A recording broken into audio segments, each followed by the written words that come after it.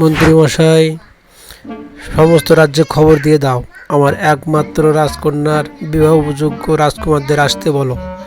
এসে তারা তাদের নিজ নিজ যোগ্যতা প্রমাণ করুক। যে সবচেয়ে যোগ্য হবে তাকেই আমার রাজকন্যার সঙ্গে বিবাহ দেব।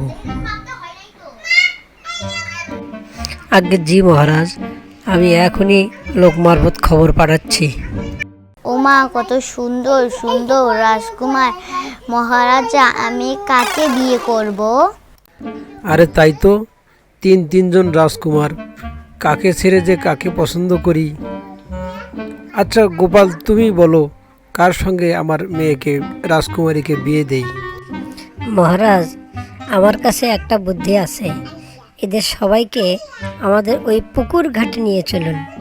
ওখানেই গেলে বুঝতে পারবো এদের মধ্যে কে সবচাইতে যোগ্য পুরুষ নয়, সুপুরুষ।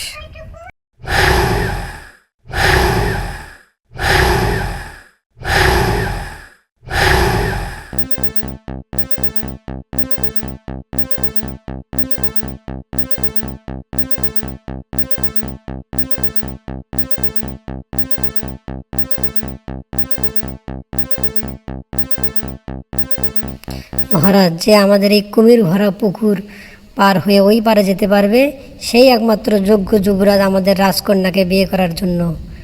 আমরা তার হাতে আমাদের রাজকন্যাকে সমর্পণ করব। তুমি একদম ঠিক বলেছ গোপাল। এই কুমির ভরা পুকুর পার হতে পারলে সেই হবে আমার মেয়ের জন্য যোগ্য যুবরাজ, সাহসী, নির্ভুল।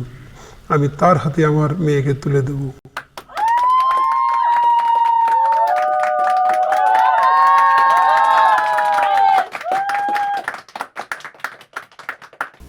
মহারাজ, এই ছেলেই তো বেজায় সাহসী, পুকুর ভর্তি কুমির পার হয়েছে। এর কাছে আমাদের কন্যা সম্প্রদান করব। আর রাখেন আপনার বিয়ে, তার আগে এটা বলুন, এই কুমির ভরা পুকুরে আমাকে ধাক্কা মারলো কে?